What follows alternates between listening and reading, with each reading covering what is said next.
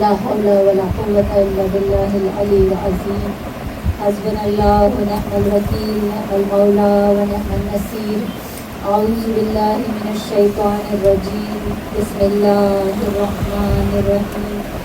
الحمد لله رب العالمين، والصلاة والسلام على أشرف الأنبياء والمرسلين سيدنا ونبينا وحبيب قلوبنا وطبيب نفوسنا وشفيع ذنوبنا مولانا أبي القاسم محمد.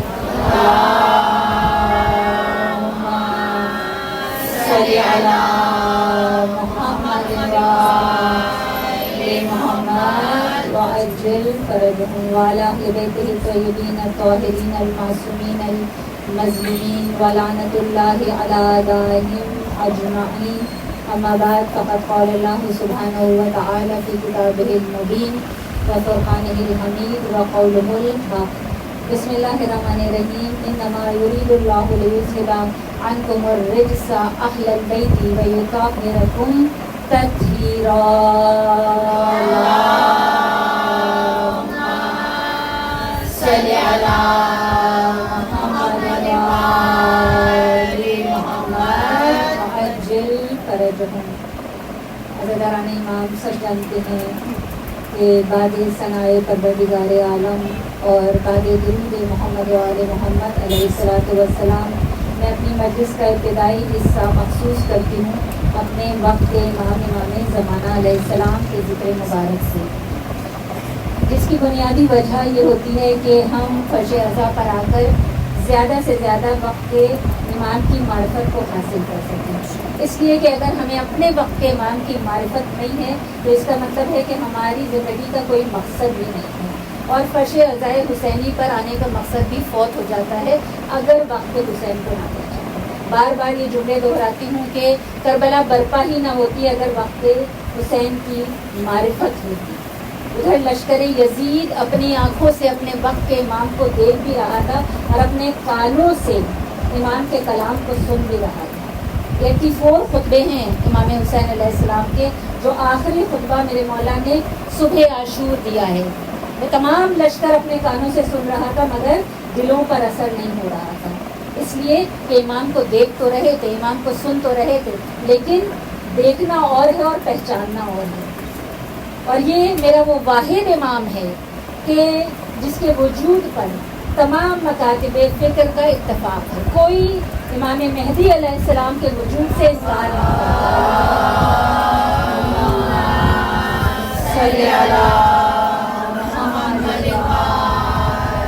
محمد وعجل فرجهم.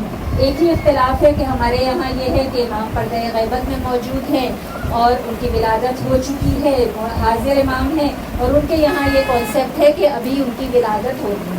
یہ بنیادی فرق ہے، باقی سب اس بات پر اتفاق کرتے ہیں کہ امام نے آنا ہے.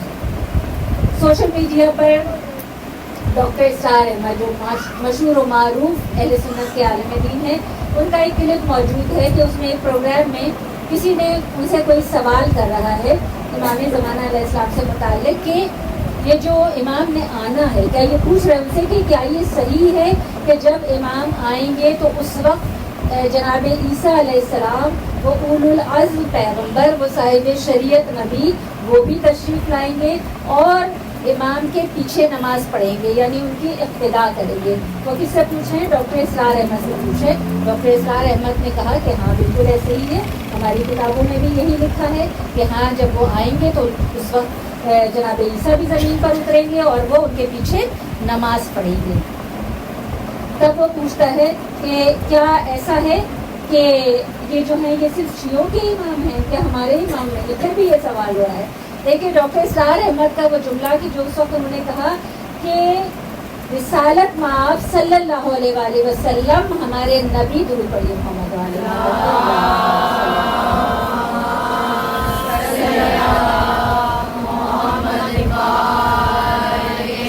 ڈاکٹر اسرار احمد کیا کہہ رہے ہیں کہ رسول فخر کرتے ہیں اس بات پر کہ جب فاطمہ کا بیٹا آئے گا تو اس وقت مریم کا بیٹا بھی آئے گا، اور فاطمہ کا بیٹا نماز جماعت کی امامت کر رہا ہوگا اور مریم کا بیٹا اقتدا کر رہا ہوگا. تو یہ جب وہ یہ سوال کرتا ہے نا کہ کیا صرف شیعوں کے امام ہیں ہمارے امام نہیں، تو کہا جب ہماری کتابوں میں بھی لکھا ہے تو ہمارے بھی امام اسی طرح نہیں. پھر سوال کرتا ہے، جب دلوں میں بغض ہوتا ہے نا تو ایسے ہی سوال ذہنوں میں آتے ہیں. پھر سوال کرتا ہے کہ کیا وہ جو امام ہیں وہ لوگوں کے بنائے ہوئے امام ہیں یا من جانب اللہ ہیں؟ ڈاکٹر اسرار احمد نے بڑا خوبصورت جواب دیا. کہا اگر لوگوں کے بنائے ہوئے امام ہوتے نا تو اولو العزم پیغمبر اس کے پیچھے نماز نہ پڑھتا، وہ اقتدا نہ کرتا. اگر لوگوں نے بنایا ہوتا، من جانب اللہ نہ ہوتے، تو پھر وہ امامت کر رہا ہوتا اور امام مہدی اس کے پیچھے نماز پڑھ رہے ہوتے. ضرور پڑھ لیجیے صلی علی محمد وعجل فرجهم. اچھا وہیں پر ایک مومن بھی موجود تھے اور انہوں نے کہا کہ چلیں اچھا ہوا کہ آج آپ نے 12ویں کا مقام تو پہچان لیا. اب کہتے ہیں کہ میں 12واں اس لیے کہہ رہا ہوں کہ ہمارے تو 12ویں ہی امام ہیں، تو آپ نے 12ویں کا مقام تو پہچان لیا. اور پھر کہا کہ اب تصور کیجئے کہ جب 12ویں کا یہ مقام ہے تو پھر پہلے کا کیا مقام ہوگا، پھر پہلے کا کیا مقام ہوگا. اور پھر ہم تو وہ خوش نصیب ہیں عزیزان امام کہ جو ہمارا پہلا ہے اس کا ذکر عبادت ہے. اور یہ میں اپنی طرف سے تو نہیں کہہ رہی، یہ تو رسول نے کہا کہ ذکر علی عبادت، علی کا ذکر عبادت ہے، حب علی عبادت، علی سے محبت عبادت ہے، اور وہ جو ہمارا آخری ہے اس کا انتظار عبادت ہے. درود پڑھیے محمد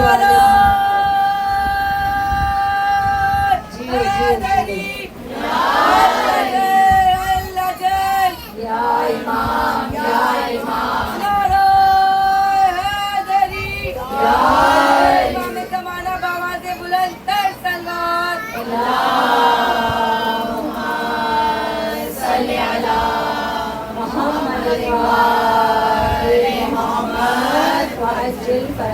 اور اس سلسلے میں ہمارے چھٹے امام کا کیا ارشاد ہے کہ مولا فرماتے ہیں کہ تمہارے اعمال کی مقبولیت ہماری ولایت پر ٹکی ہوئی ہے اور ہم تم پر 3 حق رکھتے ہیں. پہلا حق کیا کہ ہمارے فضائل کی شناخت کرو، دوسرا حق کیا کہ ہماری پیروی کرو، اور تیسرا حق کیا کہ ہمارے قائم کے ظہور کا انتظار کرو.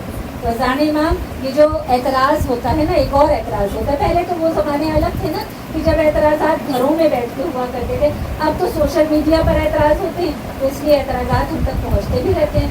تو پہلے تو گھر میں ہوتے تھے تو ہمیں پتہ ہی نہیں چلتا تھا. تو ایک اعتراض کیا ہوتا ہے کہ بڑے بڑے معروف عالم دین کی جانب سے بھی اعتراض کیا جاتا ہے کہ یہ جو شیعہ کہتے ہیں کہ ہمارے امام موجود ہیں، تو موجود تو ہیں لیکن ہیں تو غیبت میں. تو جب سامنے ہی نہیں ہے تو پھر فائدہ کیا؟ پھر فائدہ کیا جب سامنے ہی نہیں ہے تو پھر ان سے کس طرح فائدہ اٹھایا جا سکتا ہے؟ تو میں بتاؤں آج ممبر سے بتاؤں، کیونکہ میری مجالس تو سوشل میڈیا پر جاتی ہے، اس سے بہت سارے لوگوں تک یہ میسج پہنچے گا کہ یہ جو ہمارے امام پردے غیبت میں ہیں، ایسا نہیں ہے کہ ہاتھ پر ہاتھ رکھ کر بیٹھے ہوئے ہیں، امامت کے فرائض انجام دے رہے ہیں. اور ہم بھی جب امام سے یہ کہتے ہیں نا، جب ہم یہ کہتے ہیں کہ مولا آپ سے بہت محبت کرتے ہیں، مولا آپ سے بہت قریب آنا چاہتے ہیں، مولا آپ سے جوڑنا چاہتے ہیں، مگر مولا آپ کی غیبت رکاوٹ ہے ہمارے اور آپ کے درمیان، تو مولا کیا جواب دیتے ہیں؟ مولا کہتے ہیں کہ ہماری غیبت رکاوٹ نہیں ہے. ایسا نہ سمجھو کہ ہماری غیبت ہمارے اور تمہارے درمیان رکاوٹ ہے. میں پردے غیب میں ہوں تو اس کا مطلب یہ نہیں ہے کہ میرے وجود کے فیوز و برکات تم تک نہیں پہنچتے. جب تم پریشان ہوتے ہو میں دیکھ رہا ہوتا ہوں، میں تمہاری پریشانی کو دور کرتا ہوں، اور جب تم مجھ سے توسل کرتے ہو، مناجات کرتے ہو، استغاثہ کرتے ہو، مجھے مدد کے لیے پکارتے ہو، میں فوراً مدد کے لیے پہنچتا ہوں. اور جب تم گناہ کر رہے ہوتے ہو تو میں خدا کی بارگاہ میں تمہارے لیے استغفار طلب کر رہا ہوتا ہوں. تو عزیزان امام مولا کہتے ہیں کہ میری مثال سورج کی جیسی ہے، کہ سورج کو دیکھنا زندگی کی بقا کے لیے ضروری نہیں ہے، سورج کا وجود ضروری ہے. مولا نے اپنے آپ کو سورج سے کیوں تشبیہ دی؟ مولا نے اپنے آپ کو چاند سے ستاروں سے تشبیہ کیوں نہیں دی؟ عزاداران امام دو وجوہات ہیں کہ مولا اپنے آپ کو سورج سے تشبیہ دے رہے ہیں. پہلی وجہ کیا ہے؟ پہلی وجہ یہ ہے کہ سورج مرکز اور محور ہے نظام شمسی کا. اسی طرح ہر امام، ہر حجت خدا مرکز اور محور ہوا کرتا ہے. تمام سیارے سورج کے گرد گھومتے ہیں. اور دوسری وجہ یہ ہے کہ سورج کی جو حرارت ہے، جو روشنی ہے، وہ اتنی زیادہ ہے کہ دنیا میں جتنی بھی کائنات میں جو مخلوق ہے خدا ہے، اس کی بقا کے لیے جو روشنی اور حرارت درکار ہے وہ سورج کے وجود سے ملتی ہے. تو سورج کو دیکھنا ضروری نہیں ہے، سورج کا وجود ضروری ہے. اور سورج کے وجود سے ہی ہم سارے فیوز و برکات حاصل کرتے ہیں. اور اسی سلسلے میں امام جعفر صادق علیہ السلام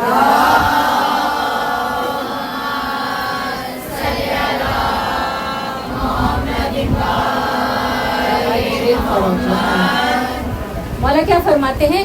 مولا فرماتے ہیں کہ اگر بعد نبی زمین پر کوئی امام نہ ہو، زمین پر کوئی حجت خدا موجود نہ ہو، تو یہ زمین اہل زمین کو اپنے اندر نگل لے. یعنی یہ امام کے وجود کی اہمیت ہے کہ اگر حجت خدا کی کوئی زمین پر موجود نہ ہو تو زمین اہل زمین کو اپنے اندر نگل لے. جتنی بھی کائنات میں مخلوق ہے، چاہے انسان ہو، جنات ہو، حیوانات ہو، نباتات ہو، جمادات ہو، سب کس کے وجود سے فیوز و برکات حاصل کر رہے ہیں. سب کا وجود کس لیے بچا ہوا ہے، زندگی ہے، اس میں بقا ہے کہ جو خدا کی حجت زمین پر موجود رہتی ہے. تو عزاداران امام اپنے تمام فرائض انجام دے رہے ہیں. امامت کے جتنے بھی فرائض ہیں، امام ہم سے غافل نہیں ہیں.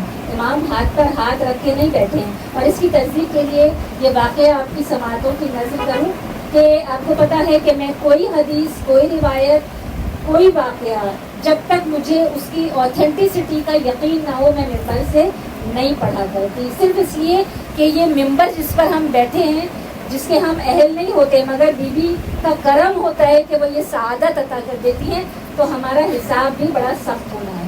آپ کا حساب اتنا سخت نہیں ہوگا جتنا یہاں بیٹھنے والوں کا سخت ہوتا ہے.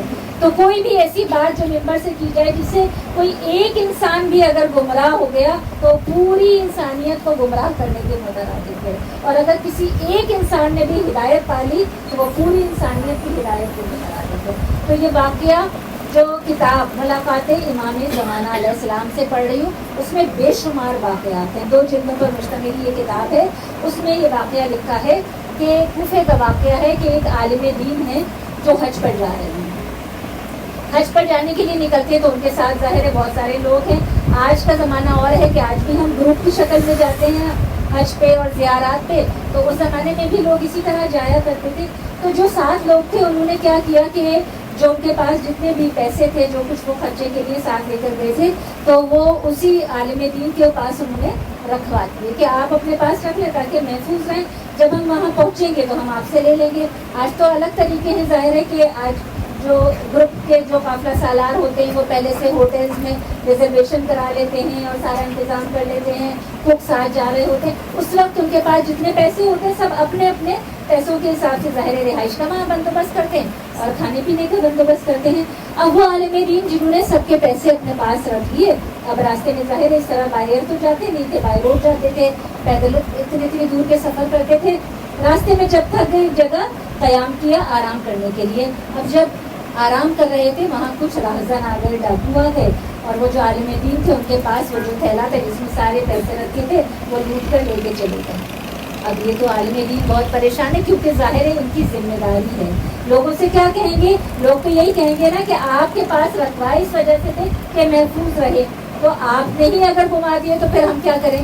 تو اب وہ عالم دین انہوں نے مصلی بچھایا اور وقت کے امام سے توسل کیا. بہت متقی اور پرہیزگار ہیں، پہلے بھی امام سے توسل کرتے رہے اور امام مدد کے لیے پہنچتے. اب مصلی بچھا کر وقت امام کو پکار رہے ہیں اور امام سے کہتے ہیں کہ یا امام زمانہ میری عزت آپ کے ہاتھ میں ہے. مولا سب نے مجھ پر بھروسہ کر کے مجھے پیسے دیے تھے، مولا اب میں کیا کروں، مولا میری مدد کیجیے. ادھر انہوں نے امام سے استغاثہ کیا، ادھر امام زمانہ علیہ السلام مدد کے لیے آئے.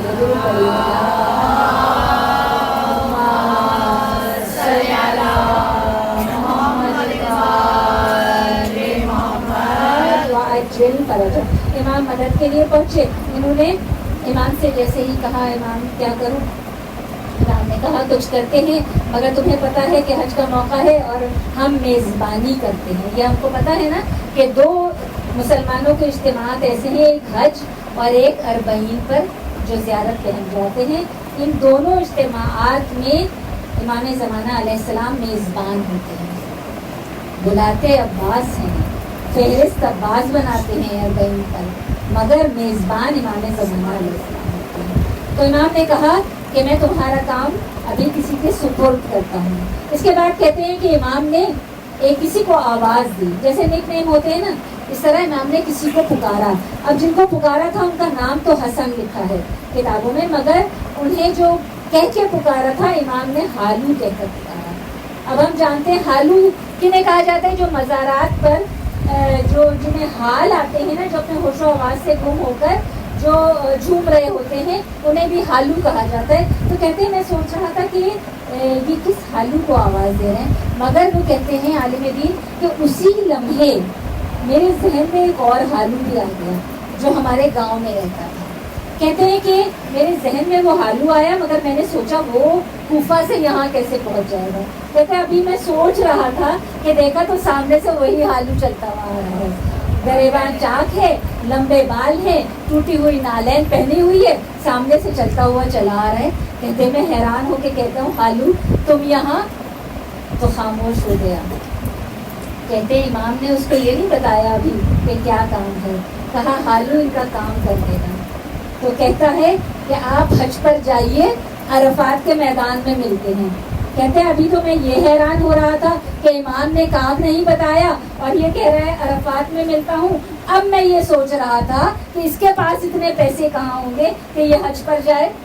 कहते हैं अभी मेरे जहन में ये ख्याल आया था सिर्फ कि इमाम ने मेरी तरफ इशारा किया, मुझे कहा कि तुमने उसे नहीं पुकारा, तुमने मदद के लिए हमें पुकारा है।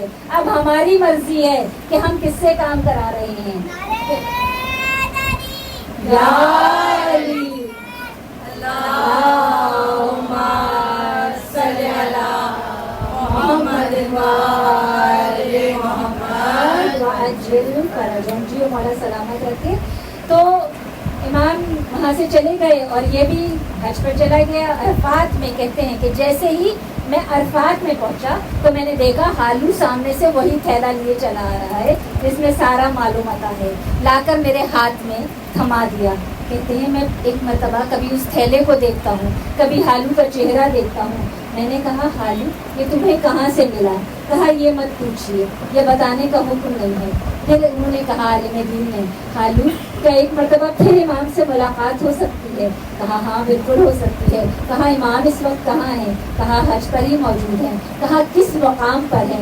कहा ये मैं नहीं बता सकता, आप पुकार लीजिए, अगर आपके पुकारने से आना होगा तो आ जाएंगे। कहते हैं कि हज मुकम्मल हो गया, सारी इबादत मुकम्मल हो गई। कहते हैं मैं वापस कूफा आ गया। जब कूफा पहुंचा मस्जिद में बैठा हुआ था, सामने से हालू आ रहा था। कहते हैं मैं उठकर ताज़ीम में खड़ा हो गया। मैं सोच रहा था पता नहीं ये कौन है। कहते हैं जैसे ही मैं खड़ा हुआ हालू ने इशारा किया कि बैठ जाइए, लोग देखेंगे तो शक करेंगे कि एक मस्जिद का इमाम एक लोहा बेचने वाले के लिए उठकर खड़ा क्यों हो रहा है। कहते हैं जब हालू करीब आया मैंने गले से लगा लिया। मैंने कहा हालू हालू तुम्हें ये मकाम कैसे मिला?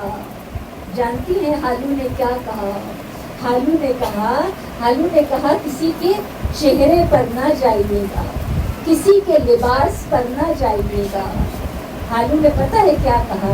हालू ने कहा कि हर दौर में दुनिया में 30 लोग हैं, 30 इमाम के सिपाही हैं जो हर वक्त इमाम के साथ मौजूद रहते हैं।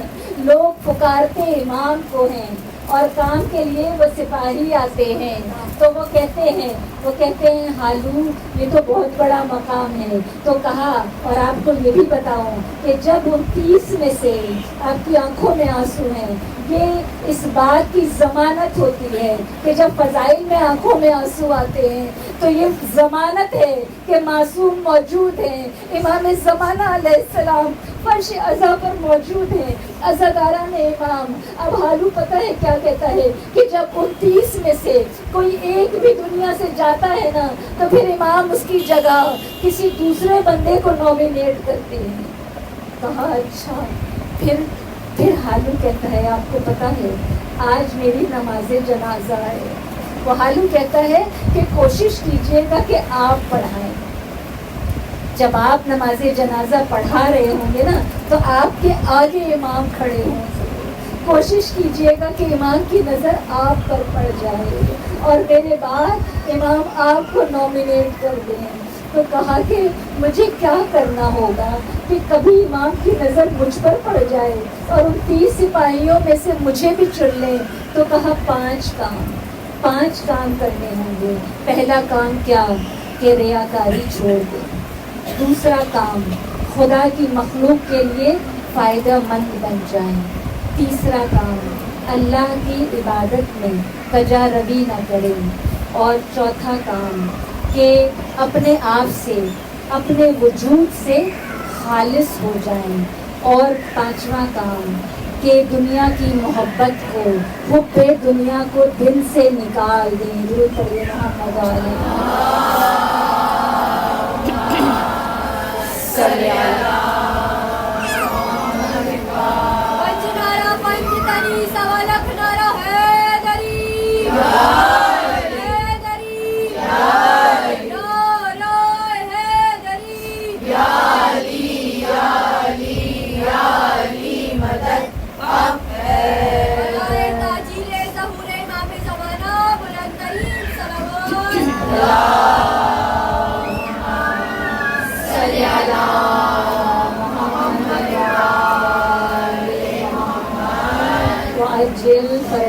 تو بس دعا کو بارگاہ رب العزت میں کہ پروردگار ہمیں بھی وہ اخلاص عطا کر دے, ہمیں بھی ریاکاری سے دور کر دے. بارے الہ اس دنیا کی محبت کو جو فانی دنیا ہے ہمارے دل سے نکال دے. بارے الہ پاک پروردگار ہمیں بھی اپنی مخلوق کے لیے فائدہ مند بنا دے. بارے الہ پاک پروردگار ہمیں بھی عبادت اس طرح سے کرنے کی توفیق عطا فرما جو تیری عبادت کرنے کا حق ہے. بارے الہ پاک پروردگار ہمیں بھی امام کے سچے خدمت گزاروں میں شامل فرما, ہمیں بھی نصرت امام کرنے والوں میں شامل فرما لے اور ہمارے امام کے ظہور میں تاجیل فرما. درود پر دیجیے محمد وعلی محمد صلی علی محمد وعلی محمد وعجل فرجهم. بس اب میں اپنے موضوع سے متصل ہو جاؤں کہ میں نے سورہ احزاب کی آیت نمبر 33 کو سرنامہ کلام قرار دیا کہ جسے ہم آیت تطہیر بھی کہتے ہیں. کمال ہے کہ قرآن کی 114 صورتوں میں سے 33 نمبر سورہ ہے اور آیت بھی 33 نمبر ہے. 33 اور 33 جب 4 3 ہوں اور انہیں جمع کریں تو عدد 12 بنتا ہے. تو عزاداران امام یہ جو آیت تطہیر ہے انما یرید اللہ لیذھب عنکم الرجس اہل البیت ویطہرکم تطہیرا.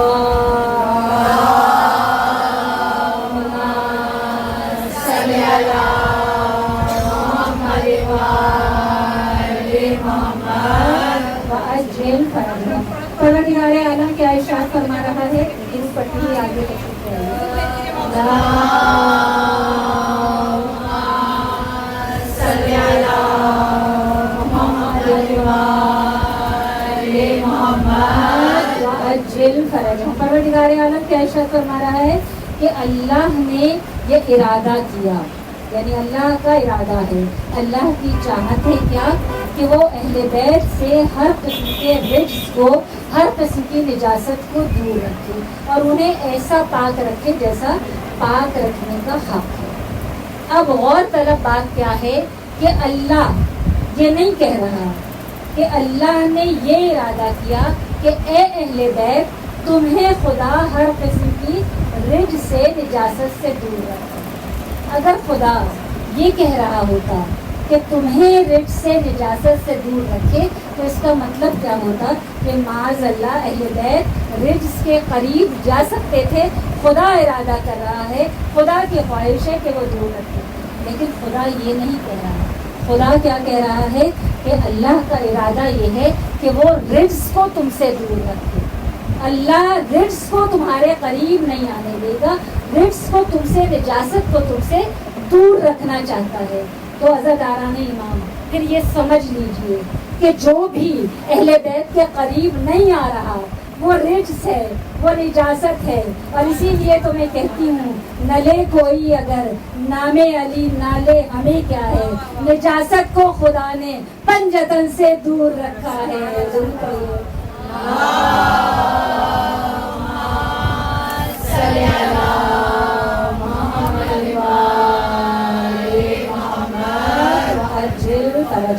تو جو اہل بیت کے نزدیک نہ آئے وہ رجس ہے, وہ نجاست ہے, اور اسے خود خدا نے اہل بیت سے دور رکھا ہوا ہے. تو عزاداران میں ایک خوبصورت نقطہ اور ہے اس میں. کیا ہے وہ کہ انما یرید اللہ, اللہ نے ارادہ کیا. کس کا ارادہ ہے؟ اللہ کا ارادہ ہے. کس کی چاہت ہے؟ اللہ کی چاہت ہے. کس کی خواہش ہے؟ اللہ کی خواہش ہے. تو جب اللہ کی خواہش ہو, جب اللہ کا ارادہ ہو, جب اللہ کی چاہت ہو, کس کی مجال ہے کہ جو اللہ کی خواہش کو روک سکے؟ کس کی مجال ہے کہ جو اللہ کا ارادہ پورا ہونے لگے؟ اس وقت بھی تو اللہ نے ارادہ کیا تھا نا, انی جاعل فی الارض خلیفہ, کہ میں زمین پر ایک خلیفہ بنانے والا ہوں. تو جس نے مان لیا تھا وہ سعادت مند کہلائے, جس نے انکار کیا وہ قیامت تک کے لیے ابلیس کہلایا.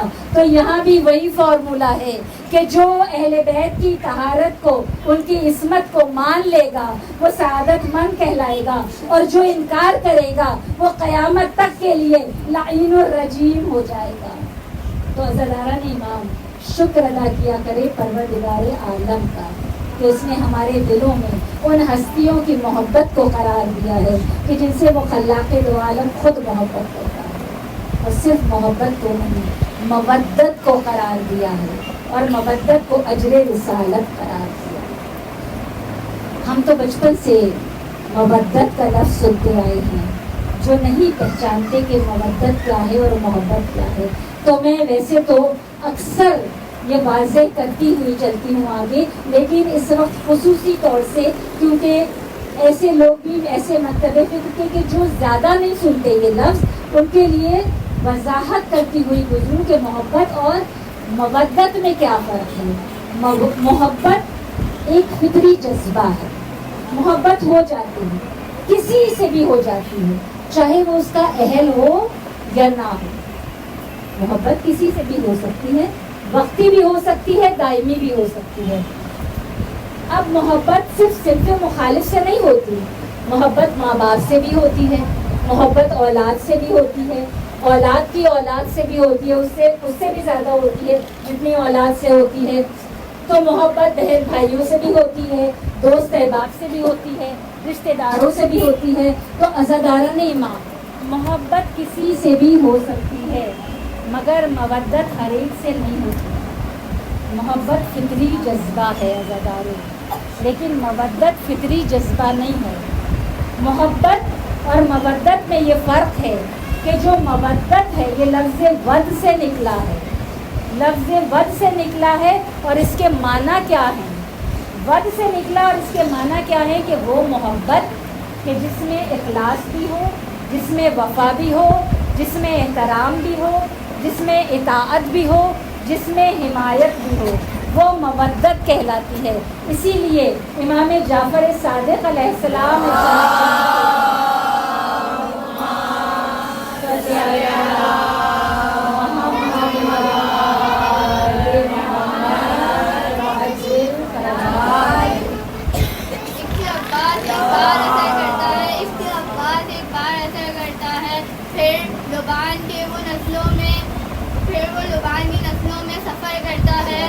پرچم کو تو میں تو پرچم کو اپنی مصیبت سناتی ہوں, نہ جانے کون عباس کو خبر کرتا ہے. نعرے حیدری امام زمانہ بلند سے بلند تر صلوات.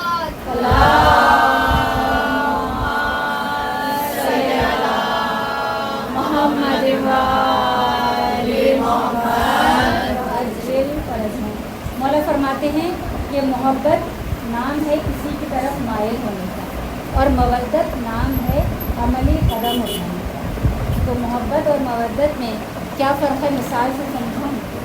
मिसाल से इस तरह समझिए कि मोहब्बत माल से भी होती है, दौलत से भी होती है, इक़्तिदार से भी होती है, शोहरत से भी होती है। अगर माल से मोहब्बत है और माल अगर बैंक में जमा करते रहें तो मोहब्बत कहलाता है, और वही माल अगर मजलिस हुसैन में खर्च कर दे तो फिर मवद्दत कहलाती है।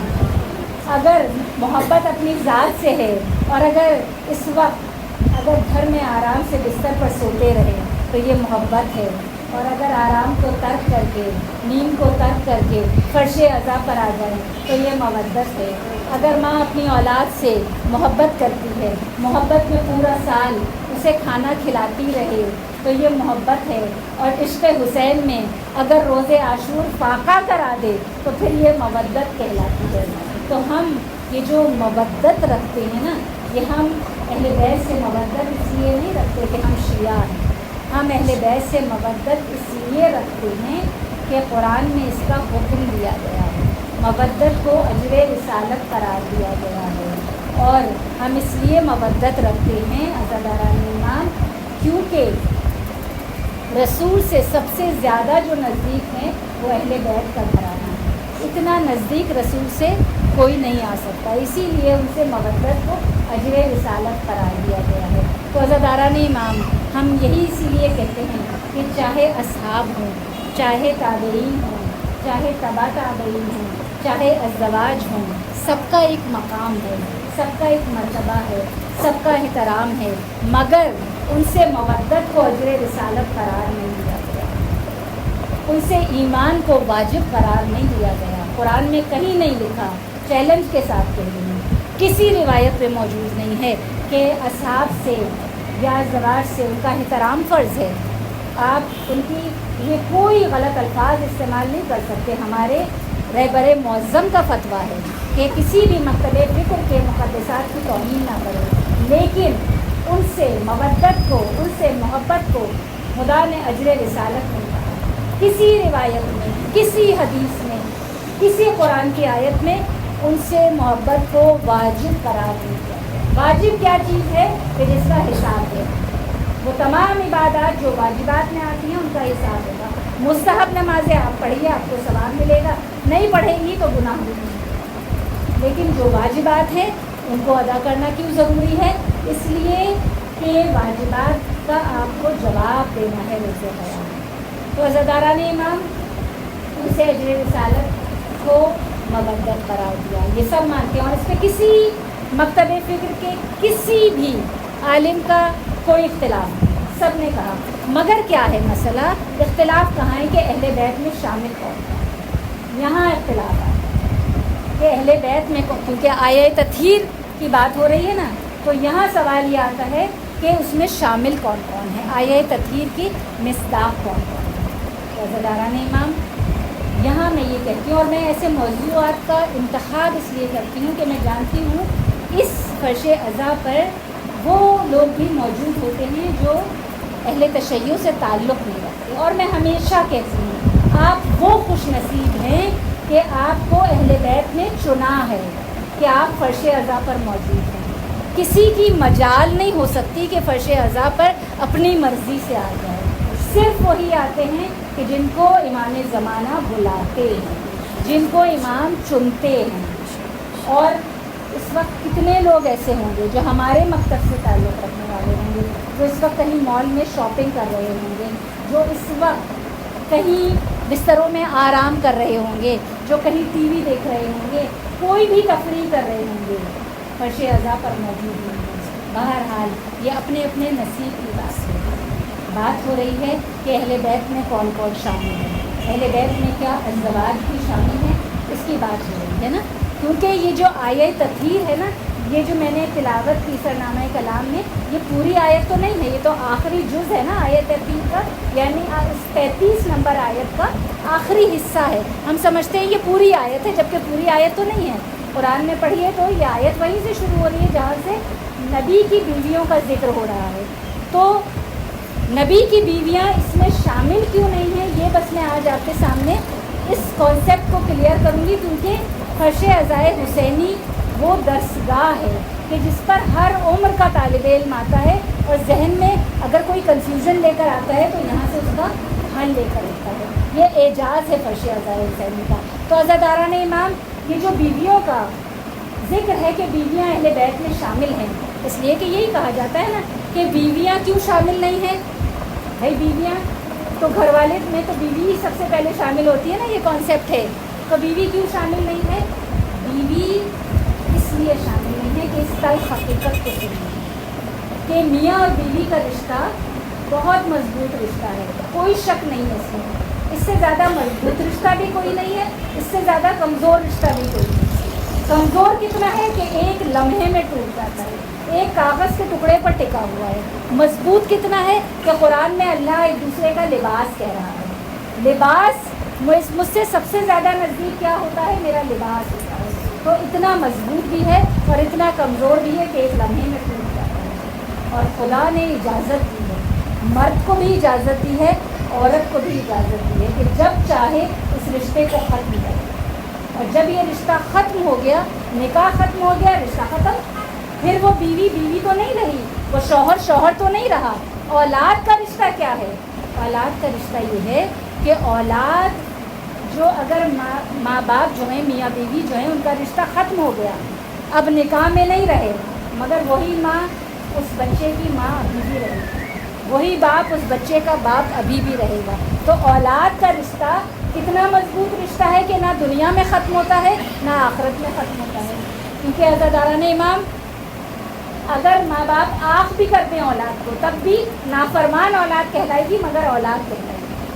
تو اولاد سے رشتہ ختم نہیں ہوتا. اب میں پہلی جو روایت بیان کروں گی وہ اہل سنت کی کتابوں سے کروں گی، اور اس کے بعد اپنی کتاب سے روایت بیان کروں گی کہ اہل بیت میں کون کون شامل ہے. صحیح مسلم کی حدیث ہے 6261 نمبر حدیث، 6261. اور اب تو ممبر سے جو پڑھا جاتا ہے نا، وہ صرف یہاں ایسا نہیں ہوتا کہ کچھ بھی آپ ممبر سے پڑھ کر اتر جائیں. اب اے آئی کا زمانہ ہے، اب چیٹ جی پی ٹی کا زمانہ ہے، اب سوشل میڈیا کا زمانہ ہے، انٹرنیٹ کا زمانہ ہے. سب کچھ جا کر چیک کیا جا سکتا ہے. جس کے گھر میں صحیح مسلم نہ ہو، صحیح بخاری نہ ہو، وہ بھی چیک کر سکتا ہے. اور کیا ہے اس میں حدیث کا نمبر میں نے آپ کو بتا دیا، اور کیا لکھا ہے کہ راوی کون ہے؟ جناب عائشہ رضی اللہ تعالیٰ عنہ راوی ہیں. اور کیا بیان کر رہی ہیں کہ ایک دن رسول اس حال میں برآمد ہوئے کہ کاندھوں پر کالی چادر اوڑھی ہوئی ہے رسول، اور رسول نے ایک مرتبہ سیدنا علی کو اس چادر کے نیچے لیا، پھر سیدہ فاطمہ کو چادر کے نیچے لیا، اس کے بعد سیدنا حسن کو چادر کے نیچے لیا، پھر سیدنا حسین کو چادر کے نیچے لیا، چاروں کو چادر کے نیچے لے لیا. پانچویں رسول ہیں. پنجتن پاک کا کانسیپٹ جس سے ہے. اور یہ سوشل میڈیا پر یہ بیان کون کر رہا ہے؟ یہ اہل سنت کے مشہور و معروف عالم دین انجینئر محمد علی مرزا. میں اپنے الفاظ بھی نہیں پڑھ رہی، ورڈ ٹو ورڈ انہی کے الفاظ پڑھ رہی ہوں. وہ یہ بیان کر رہے ہیں کہ جب پانچوں چادر کے نیچے آ گئے، جناب عائشہ نے کہا کہ کیا میں بھی چادر کے نیچے آ جاؤں؟ کہا تم چادر کے نیچے نہیں آ سکتی، کیونکہ اہل بیت چادر کے نیچے ہیں، اہل بیت چادر کے نیچے ہیں. اب وہ کہہ رہے ہیں کہ پوائنٹ ٹو بی نوٹڈ، ان کے الفاظ ہیں کہ دیکھیے جناب عائشہ کتنی منصفانہ مزاج ہیں. رسول نے منع کر دیا، چادر کے نیچے نہیں آ سکتی، تم اہل بیت میں شامل نہیں ہو، پھر بھی روایت کو بیان کر رہی ہیں. صحیح مسلم میں روایت موجود ہے. تو پھر میں اور آپ کسی بات پر اعتراض کرنے والے کون ہوتے ہیں؟ یہ تو وہ بیان کر رہی ہیں، وہ راوی ہیں، ان کی کتاب میں لکھا ہے. ہماری کتاب میں کیا لکھا ہے؟ ہماری کتاب میں نہج البلاغہ میں لکھا ہے میرے مولا کائنات علی بن ابی طالب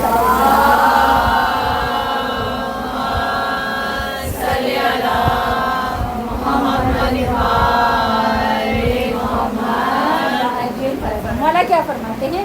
مولا فرماتے ہیں نہج البلاغہ میں کہ دیکھو تم اس میں نہ الجھو، تم اس میں نہ الجھو کہ اہل بیت میں کون کون شامل ہے.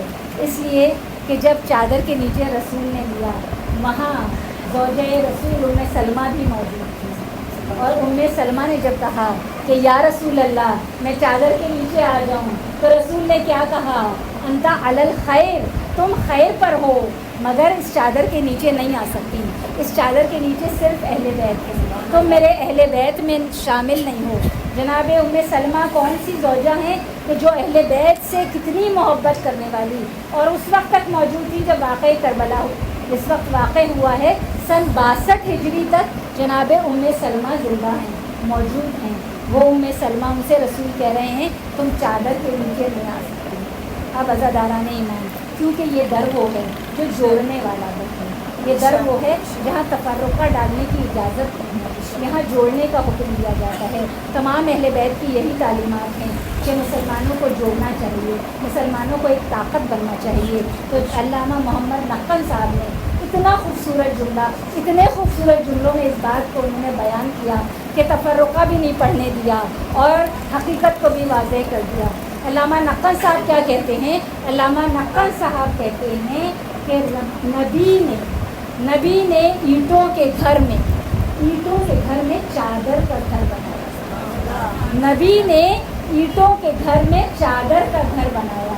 अब जो ईंटों के घर में हैं वो नबी के अहले बैत तो हो सकते हैं, मगर जो चादर के घर में हैं वो नबूवत के अहले बैत हैं, इसलिए कि वो नबी का जुज़ नहीं है, वो नबूवत का जुज़ है।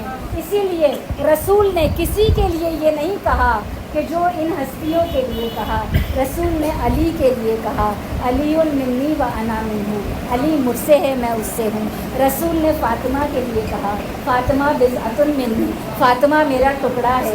रसूल ने हसन के लिए कहा, अल हसनु निस्फुन शबीही, हसन मेरी निस्फ शबी है। रसूल ने हुसैन के लिए कहा, हुसैन मिन्नी व अना मिनल हुसैन, हुसैन मुझसे है मैं हुसैन से हूँ। रसूल ने किसी और के लिए नहीं कहा, इन्हीं के लिए कहा कि जो पंजतन है। और इसीलिए मैं हमेशा ये मिसाल देती हूँ कि पंजतन को इस तरह समझिए जैसे हाथ में 5 उंगलियाँ हैं और जब ये 5 तन 5 उंगलियों में तकसीम हुए तो पंजतन कहलाए।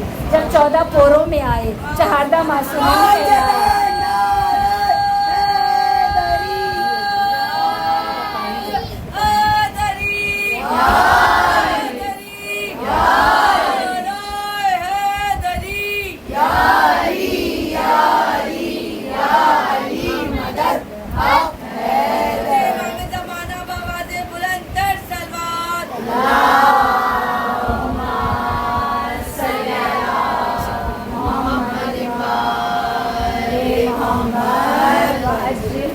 जब 14 पोरों में आए चहारदा मासूमीन कहलाए और जब मुट्ठी बंद कर ली इस तरह एक हो गए कि जिब्राइल भी ना पहचान सके। ऐसा नूर था ना चादर के नीचे कि जिब्राइल भी ना पहचान सके, क्योंकि इनका अव्वल भी मोहम्मद, इनका औसत भी मोहम्मद, इनका आखिर भी मोहम्मद, ये कुल के कुल मोहम्मद। इसीलिए फिर क्यों ना कहूँ कि 14 दिमाग है तसव्वुर एक है, 14 जहन है फिक्र एक है, 14 नज़रें हैं निगाह एक है, 14 हाथ हैं अमल एक है, 14 ज़बानें हैं कौल एक है, 14 दिल है इरादा एक है, 14 मासूम है इस्मत एक है और 14 शख्सियतें हैं किरदार एक है।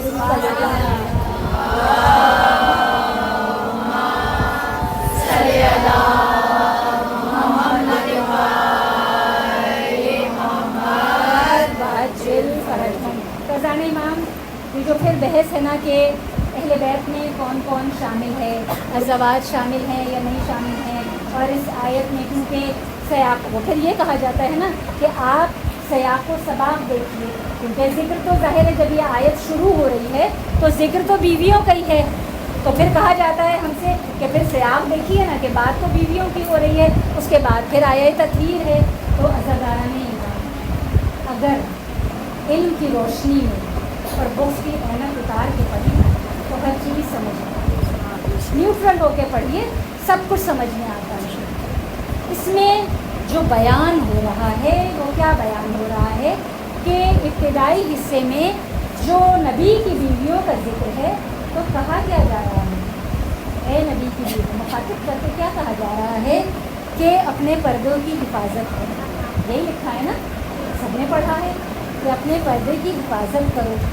और क्या लिखा है कि घरों में बैठी रहो। और क्या लिखा है कि जैसे ज़माने जाहिलियत में बेपर्दगी हुआ करती थी ऐसे बेपर्दा ना रहो, नमाज को कायम करो, ज़कात अदा करो। और क्या लिखा है कि अल्लाह और उसके रसूल का हुक्म मानो। शान कहाँ बयान की, جو آیہ تطہیر کے مصداق اگر ہم کہیں تو اس میں تو احکامات بیان ہو رہے ہیں. اور آیہ تطہیر میں خدا کیا کہہ رہا ہے؟ جو میں نے ابتدا میں کہا، خدا نے یہ نہیں کہا کہ اہل بیت کو رجس سے دور رکھے گا. خدا کیا کہہ رہا ہے کہ رجس کو اہل بیت سے دور رکھے گا. تو یہاں تو احکامات بیان ہو رہے ہیں، یہاں تو یاد دلایا جا رہا ہے کہ یہ احکامات ہیں، ان کی پابندی کریں. تو عزاداران امام یہ بہت بڑی دلیل ہے. اور اگر اس دلیل سے بھی سمجھ میں نہ آئے، ذہن کنفیوز ہوں، تو پھر ایک اور علمی دلیل سنیں، قرآن سے ہی سنیں کہ یہ جو آیے مبارکہ ہے، جہاں تک نبی کی بیویوں کا ذکر ہے نا، دیکھیے وہاں تک جو تھوڑی سی بھی عربی جانتے ہو سکتا ہے اس میں سے کوئی بھی اتنی عربی نہ جانتا ہو کہ جو یہاں تک، لیکن اب تو ہم سب کچھ چیک کر سکتے ہیں نا سوشل میڈیا سے کہ کیا گرامر یوز ہوئی ہے، کون سا صیغہ یوز ہوا ہے. تو یہ جو یہاں تک صیغہ یوز ہو رہا ہے، جہاں تک ازدواج کا ذکر ہے، تو مؤنث جمع کا صیغہ ہے. اے نبی کی بیویوں، اے نبی کی بیویوں، مؤنث کا صیغہ ہے نا، کوئی مذکر کا صیغہ نہیں ہے. لیکن جہاں سے یہ آیہ تطہیر جو اہل بیت جن کے مصداق ہیں، جب وہ بات شروع ہو رہی ہے، خطاب کا انداز بھی بدل گیا اور عربی کا صیغہ بھی بدل گیا. اب مؤنث کا صیغہ نہیں ہے، اب صیغہ کون سا استعمال ہو رہا ہے؟ اب ضمیر مذکر جمع کا صیغہ ہے. اور آپ کو پتہ ہے کہ ضمیر مذکر جمع کا صیغہ کہاں استعمال ہوتا ہے؟ مردوں کے لیے یا مردوں اور عورتوں کے مجموعے کے لیے. تو اب ذہن کلیئر ہو گئے ہوں گے نا کہ پہلے حصے میں جہاں ازدواج کا ذکر ہے وہاں مؤنث جمع کا صیغہ ہے. اگر ایسا نہ ہوتا تو وہاں اب صیغہ جا کے آج یہ آیت عربی میں پڑھ کر دیکھیے گا تو سمجھ میں آئے گا کہ صیغہ تبدیل کیسے ہوا ہے. یہ جو انکم الرجس یطہرکم ہے نا، اس کی جگہ پھر پتہ ہے کیا ہوتا؟ پھر یطہرکن ہوتا، پھر انکم نہیں ہوتا، پھر انکن ہوتا. یہاں پھر اگر مؤنث کا صیغہ ہی یہاں تک چلتا نا، آیت کے آخر تک چلتا، تو پھر آیت یہ نہیں ہوتی کہ انکم الرجس ویطہرکم، یہ نہیں کہا جاتا. پھر یہ کہا جاتا انکننا ویطہرکن، یہ صیغہ استعمال ہوتا. اس لیے میں سمجھتی ہوں کہ اس فرش عزا کے صدقے اس وقت سارے ذہن کلیئر ہو گئے ہوں گے کہ اہل بیت کا مقام کیا ہے، ازدواج کا مقام کیا ہے، اصحاب کا مقام کیا ہے. علی و فاطمہ کی اولاد سادات کہلاتی ہے نا، صدقہ ان پر بھی حرام ہے جیسے اہل بیت پر حرام ہے. ازدواج پہ صدقہ حرام نہیں تھا، اصحاب پہ صدقہ حرام نہیں تھا. یہ میں اپنی طرف سے نہیں کہہ رہی، یہ سب جانتے ہیں کہ صدقہ صرف سادات پر حرام ہے. کوئی شیعہ کے گھر میں بھی پیدا ہو لیکن سید نہیں ہے، اگر علی اور فاطمہ کی اولاد نہیں ہے تو اس پر بھی صدقہ حرام ہے. اس کے لیے بھی صدقہ کھانا جائز ہے، مگر ایسا تو نہیں ہے کہ ہم پر صدقہ حرام ہے تو ہم آئے تطہیر کے مصداق ہو گئے. نہیں، ہم کیا جناب سلمان فارسی جو وہ بلند مرتبہ اصحاب میں شامل ہیں کہ جن کے لیے کہا گیا سلمان منا اہل البیت، تو کیا وہ اہل بیت ہو گئے کہ جو آئے تطہیر کے مصداق میں؟ نہیں. اسی طرح نبی کی بیویاں نبی کے اہل بیت تو ہو سکتی ہیں، نبوت کے اہل بیت نہیں ہو سکتی. درود پڑھ لیجیے محمد علیہ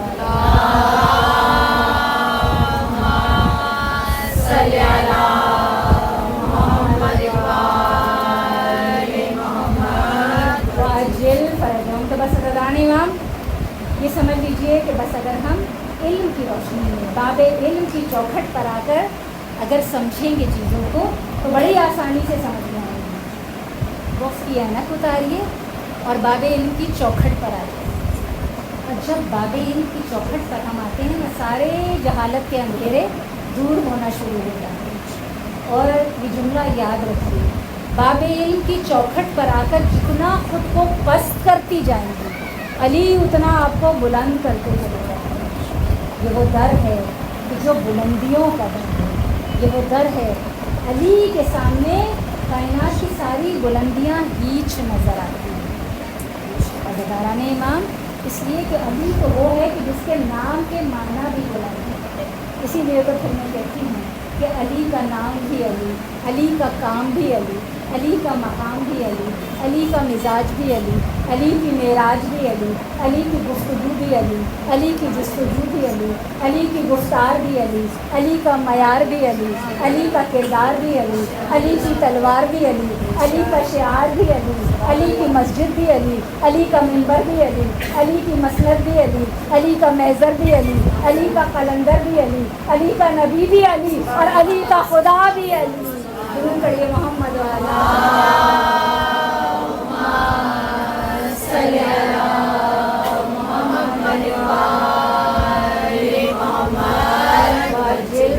थोड़ा सा जागते हुए सुनिएगा ताकि मेरा गला भी साथ देता रहे। अगर मुझे लगेगा कि आप जाग रहे हैं तो मेरे गले पे ज़्यादा जोर नहीं पड़ेगा, मुझे बहुत बुलंद आवाज़ से नहीं पढ़ना पड़ेगा। जियो जियो जियो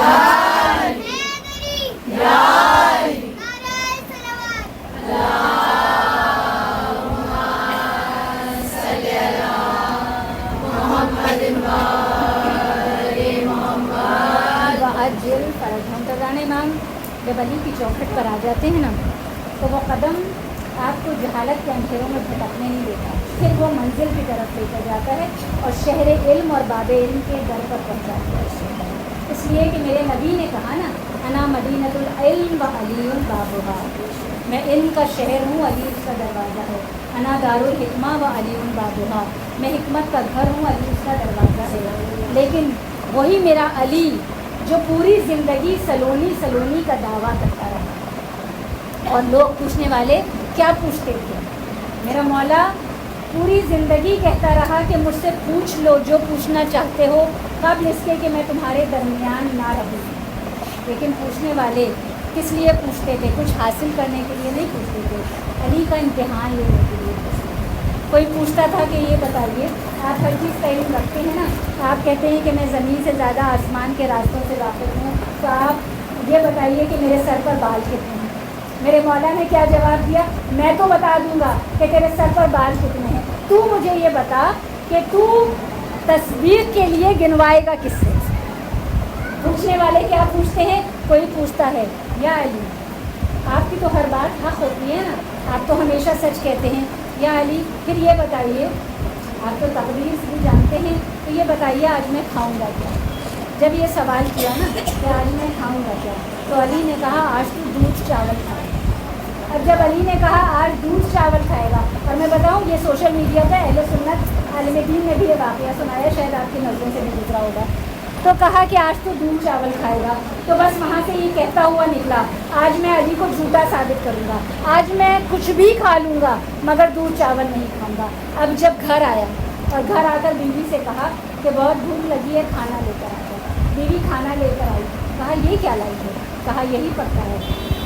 क्या पक्का था? दूध चावल। कहा ये तो नहीं खाऊँगा। बीवी ने कहा पक्का तो यही है और तो कुछ नहीं है। कहा अच्छा पड़ोस के घर में जाओ, वहाँ जाकर पूछ के क्या पक्का है? दूध चावल नहीं खाऊंगा, कुछ भी खा लूँगा। बीवी पड़ोस के घर में गई, किसने कहा है? मौलाए कायनात ने कहा है कि आज तू दूध चावल खाएगा। पड़ोस के घर में गई, वहाँ जाकर पूछा तो पता चला कि दूध चावल ही पकते हैं। वहाँ से आती है, कहती है कि वहाँ भी दूध चावल पकते हैं। कहा दूध चावल तो नहीं खाऊंगा, किसी और के घर जाओ। किसी और के घर जाती है, जब वहाँ जाकर पूछती है दूध चावल पकते हैं, आके कहती है ये क्या माजरा है? तू कहता है कि मैं दूध चावल नहीं खाऊंगा, और जितने भी घर हैं जहाँ जाके दर खटखटाती हूँ हर एक ये कहता है कि दूध चावल पकते हैं। कहा दूध चावल तो नहीं खाऊंगा, भूख से बेताब हो रहा है, घर से निकल गया। जब घर से निकला, बाहर आया, अज़ादारान ईमान बाहर आया, उस वक्त हम सब जानते हैं कि मस्जिद नबवी आज जितनी बड़ी है, मदीना उस वक्त कितना बड़ा हुआ करता था। अब उसी भूख के आलम में मदीने से बाहर निकल गया कि अली मौजूद नहीं होंगे। मदीने से बाहर निकला, जब बाहर गया तो बाहर जाकर देखता है कि सामने से एक काफ़िला आ रहा है, भूख से निढाल हो रहा है। काफ़िले को रोका, काफ़िले को रोक कर कहता है कि मुझे बहुत सख्त भूख लगी है, मुझे कुछ खाने को दे दे।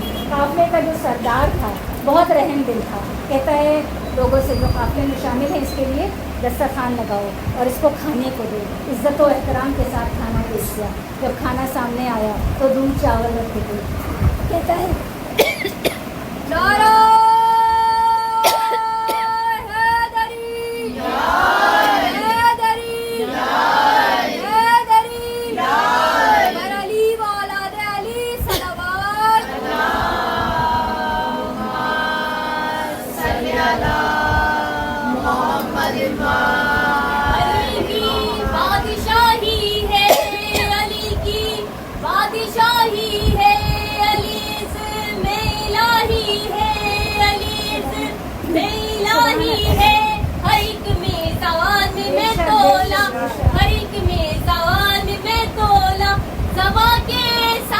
علی مولا علی مولا علی مولا علی مولا علی مولا نعرے حیدری نعرے حیدری نعرے سلوات صلی علی محمد فضان امام جب سامنے دودھ چاول لیتے کہا دودھ چاول کو نہیں کھانا. قافلہ سالار جو تھا غصے میں آ گیا. کہتا ہے کہ اتنی عزت کے ساتھ تجھے ہم نے کھانا پیش کیا اور تو کہتا ہے کہ دودھ چاول نہیں کھاؤں گا. بہترین غذا ہے جو تجھے پیش کی گئی ہے اور تو انکار کر رہا ہے. تو کہتا ہے یہ تو نہیں کھاؤں گا. قافلہ سالار کو غصہ ہے. پہلے تو مار لگائی, اس کے بعد وہی دودھ چاول کھلائے. اب جب مدینہ میں داخل ہوا ہے نا تو چھپتا چھپاتا آ رہا ہے. دیکھا سامنے سے علی تشریف لا رہے ہیں. میرے مولا سے کہتا ہے آپ کو جھوٹا ثابت کر دیا, میں نے آج دودھ چاول نہیں کھایا. میرا مولا قریب آیا, مسکرا کر کہا میں بتاؤں کہ کیا کھا کر آ رہا ہے. صرف دودھ چاول کھا کے نہیں آ رہا, مار بھی کھا کر آ رہا ہے اور دودھ چاول بھی کھا کر آ رہا ہے. اگر پہلے کھا لیتا تو صرف دودھ چاول کھاتا, مار نہ کھاتا. تو عزاداران امام علی کا در وہ در ہے. جب علی کے در پر آ جائیں تو پھر علی کا در صرف بلندیوں کی طرف لے کر جاتا ہے. علی کا در کبھی پستیوں کی طرف نہیں لے کے جاتا. ہم بڑے خوش نصیب ہیں کہ خدا نے ہمارے نصیب میں یہ فرش عزا لکھی ہے کہ فرش عزا پر آ کر ہم ذکر پروردگار عالم بھی کرتے ہیں, ذکر محمد و آل محمد بھی کرتے ہیں, خدا کی توحید کو بھی بیان کرتے ہیں, محمد و آل محمد پر درود و سلام بھی کرتے ہیں. یہ فرش عزا بڑی قیمتی فرش عزا ہے. عزاداران امام ہم سب اس فرش عزا پر اپنی اپنی نوکری کو انجام دیں. ہمیشہ یہ جملے دہراتی رہتی ہیں کہ ہم فرش عزا پر چاہے پڑھنے والے ہیں, چاہے عزادار ہیں, چاہے فرش بچھانے والے ہیں, سب اپنی اپنی نوکری انجام دیں. یہ 3 ستون ہیں عزاداری کے. ایک عزاداران امام, دوسرے صاحبان منبر پڑھنے والے اور صاحب عزا فرش کو بچھانے والے. عزاداران امام سب کی اپنی اپنی ذمہ داریاں ہیں, سب کی اپنی اپنی نوکری ہے. بس ایک بات کہتی ہوں, ہمیشہ یاد رکھا کیجیے, ہمیشہ یاد رکھا کیجیے کہ ہم اس فرش عزا کے مالک نہیں ہیں, ہم اس فرش عزا کے نوکر ہیں. تو ہمارے انداز بھی نوکروں والے ہونے چاہیے, عاجزی ہونی چاہیے. عزاداران امام صاحب عزا نے بھی بڑے خلوص کے ساتھ فرش عزا کو بچھایا. عزاداران امام ہم خلوص نیت کے ساتھ چھوٹی سی بھی اگر خدمت مولا کی انجام دیتے ہیں نا تو مولا اس کا اجر کتنے گنا بڑھا کر دیتے ہیں, ہم اپنے تصور میں بھی نہیں لا سکتے. عزاداروں بس یہ واقعہ آپ کی سماعتوں کی مدد کروں اور مسائل سے متصل ہو جاؤں کہ مولا کس طرح ہمارا خلوص دیکھتے ہیں. یہ واقعہ عراق کا واقعہ ہے اور اس زمانے میں وہاں عزاداران امام اس طرح ہوا کرتا تھا کہ حرم میں بہت رش تو ہوتا نہیں تھا. تو جب حرم میں کوئی جنازہ آتا تھا تو پہلے حرم میں اوپر نماز جنازہ ہو جایا کرتی تھی اور پھر اس کے بعد نیچے سرداب میں قبر بنائی جاتی تھی اور وہاں دفنا دیا جاتا تھا. روایت میں لکھا ہے, کتاب کشکول ذیلی سے پڑھ رہی ہوں کہ روایت میں لکھا ہے کہ وہاں پر ایک خادم تھا جس کا نام رضا لکھا ہوا, عبدالرضا. وہ پہلے سے قبر تیار کر کے رکھتا تھا. جنازہ آتا تھا تو جب نماز جنازہ ہو جاتی تھی اس کے بعد پھر کتنی دیر لگتی تھی, 10 سے 15 منٹ لگتے تھے کہ میت کو دفنا دیا جاتا تھا. وہ کیا کرتا تھا, بس اس کا نیچے جا کر اتنا کام ہوتا تھا کہ وہ کفن کے بند کھولتا تھا, اندر کھا کے شفا رکھتا تھا اور اس کے بعد قبر کو بند کر دیا کرتا تھا. نیچے وہ خدام اکیلے جایا کرتا تھا, اوپر نماز جنازہ میں سب شریک رہتے تھے. عزاداران امام ایک مومنہ کا جنازہ, اب وہی خادم عبدالرضا وہ نیچے گیا اور نیچے جا کر اس نے قبر کشائی ہوئی بھی تھی. اب 15 منٹ میں وہ اوپر آ جاتا تھا आधा घंटा गुजर गया, 1 घंटा गुजर गया, वो खादिम ऊपर नहीं आया। फिर जब 1 घंटे से ज़्यादा गुजर गया तो दूसरा खादिम नीचे देखने के लिए कि क्या मामला है, इतनी देर हो गई अभी तक ये ऊपर क्यों नहीं आया। जब जाके देखा तो कब्र के बराबर में बेहोश पड़ा हुआ। उसे पानी के छींटे दिए गए, होश में लाया गया, और फिर जब उसे होश आया तो उसने कहा कि ये कौन मोमिना थी कि जिसका जनाजा था, इसके साथ कोई इसके घर वालों में से कोई आया है। तो कहा हाँ उसका बेटा आया है। कहा मैं उससे मिलना चाहता हूँ। उसके बेटे को करीब बुलाया ज़दारान इमाम, और बेटे को करीब बुलाकर कहा कि तेरी माँ क्या ज़ाकिरा थी, कोई मजालिस पढ़ा करती थी। कहा नहीं, मेरी माँ मजलिसें नहीं पढ़ती थी। कहा फिर क्या तुम लोग कोई मौक़िफ़ लगाया करते थे, ज़ायरीन की खिदमत किया करते थे। कहा नहीं, हम तो बहुत गरीब हैं, हम तो कोई मौक़िफ़ नहीं लगाते थे। तड़प के कहता है कि फिर मुझे बता कि तेरी माँ आखिर ऐसा क्या काम किया करती थी। तो कहा कि बस 2 चीज़ें मैंने देखी हैं। मेरी माँ बेवा थी, हम बहुत गरीब थे, हमारे पास ज़मीन का एक छोटा सा टुकड़ा था, उस पर हम सब्ज़ियाँ उगाया करते थे और वही सब्ज़ियाँ हम पका के खाया करते थे। तो कहता है कि मैंने बस 2 काम देखे हैं कि जो मैंने बचपन से अपनी माँ को करते हुए देखे, कि जब बैठी होती थी तो अगर उठकर खड़ी होती थी तो ये कहती हुई उठती थी, या हुसैन, या करीम हुसैन। कहता है कि उठते बैठते मेरी माँ की ज़बान पर बस या हुसैन, या हुसैन, या करीम हुसैन ये लफ्ज़ हुआ करता था।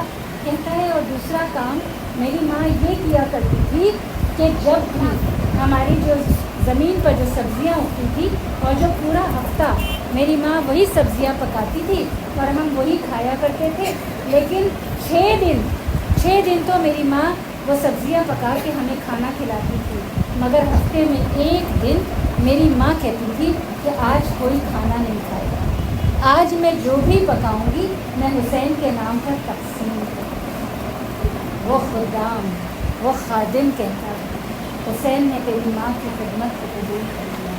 जैसे ही मैंने कफन के बंद को खोला कि मैं खाके शिफा अंदर रखूँ, हुसैन के गुंबद से एक नूर साते हुआ और एक आवाज़ बुलंद हुई कि हट जाओ ये मेरी मेहमान है। अज़ादारान इमाम, बस आप गिरिए के लिए आमादा हो गई। खुदा करे इस फर्श अज़ा के सदक़े, इस गिरिया के सदक़े हमारी भी कोई ऐसी खिदमत खुलूस नियत के साथ हुसैन की बारगाह में की हुई कोई ऐसी खिदमत हो जिसे मौला कबूल कर ले, और जब हमने कब्र में उतारे जाए मौला इसी तरह हमारी मेज़बानी करे। अज़ादारान इमाम, आज 5 सफ़र हो गए, ये अय्याम सकीना के मातम के अय्याम है। ये फर्श अज़ा सकीना की फर्श अज़ा है। अज़ादारान इमाम, अरे वो सकीना कि जिसे हुसैन ने नमाज शब की दुआओं में खुदा से मांगा है। जानती है जब सकीना पैदा हुई थी तो हुसैन सकीना के पैरों को चूम रही थी। जब पैरों को चूमना शुरू किया ना तो एक मर्तबा रबाब ने कहा आका बेटियों के तो माथे पर बोसा लिया जाता है, आका बेटियों के तो रुखसारों को चूमा जाता है, आका आप सकीना के पैरों को क्यों चूम रहे हैं? जानती है हुसैन ने क्या कहा?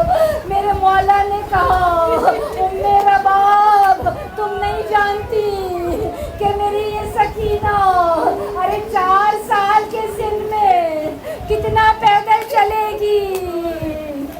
अरे नन्हे पैरों से ये मेरी बच्ची कितना पैदल चलेगी। अरे कहीं तपती जमीन होगी, कहीं खारदार झाड़ियाँ होंगी, अरे नन्हे पैरों में कहीं कांटे पेवल सो रहे होंगे, अरे कहीं छाले पड़ रहे होंगे। अजर अजरकुम अल्लाह। खुदा आपको किसी गम में ना रुलाए सिवाय गम हुसैन के। खुदा हर बेटी के सर पर बाप का साया सलामत रखे। अरे बाप बेटियों के बड़े नाज उठाया करते, बड़े नखरे उठाया करते। अज़ादाराने ईमान, जब तक बाप जिंदा होता है, अरे हर बेटी बड़ी अमीर होती है। जब बाप मर जाता है ना, बेटियां बड़ी बेआसरा हो जाती है। खुदा आपको किसी गम में न रुलाए, अरे सिवाय गम हुसैन के। अज़ादाराने इमाम, अरे शाम गरीबा आ गई ना, जब शाम गरीबा आई और उमर साद ने हुक्म दिया था ना, उमर साद ने हुक्म दिया, ये ऐलान किया, अब ख़ैमे हुसैनी में आग लगा दो, अब कोई बचाने वाला नहीं है। अरे अब अब्बास बाकी नहीं रहा। किताब अज़्ज़मतुस साकिबा से ये रिवायत पढ़ रही हूँ। उस मलून का नाम अखलस लिखा हुआ है। कहता है कि मैं उमर साद के करीब गया, मैंने जाकर कहा कि क्या तूने ऐलान किया है कि खैमों में आग लगा दी जाए? कहा हाँ मैंने ऐलान किया है, खैमों में आग लगा दो। वो मलून खुद कहता है कि मैं 20 सिपाही लेकर खैमों में आग लगाने गया। जब खैमों में आग लगाने गया ना, कहता है चारों तरफ से जब आग लगा दी मैंने खैमों में, तो उस वक्त मैं खैमे के अंदर दाखिल हुआ। जब मैं खैमे के अंदर दाखिल हुआ ना, मैंने देखा कि एक 4 साल की बच्ची है जिसके कानों में इतने कीमती दुर है कि जो दूर से चमक रहे हैं। कहता है मलून कहता है कि मैंने सोचा कि इससे पहले कोई और ये दुर उतारे, मैं क्यों ना ये दुर उतार लूँ। कहता है मैं करीब गया, मैंने वो दुर उतारने चाहे, आपके ज़हनों में आ गया होगा, हुसैन ने अपने हाथों से पहनाए थे ना। अज़ादाराने माँ, अरे मलून कहता है जैसे ही मैंने वो दुर उतारने चाहे, मुझसे उतर नहीं रहे थे।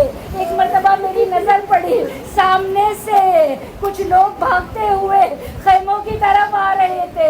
मुझे ये ख्याल आया कहीं ये करीब आकर ये दुर मुझसे पहले ना उतार ले।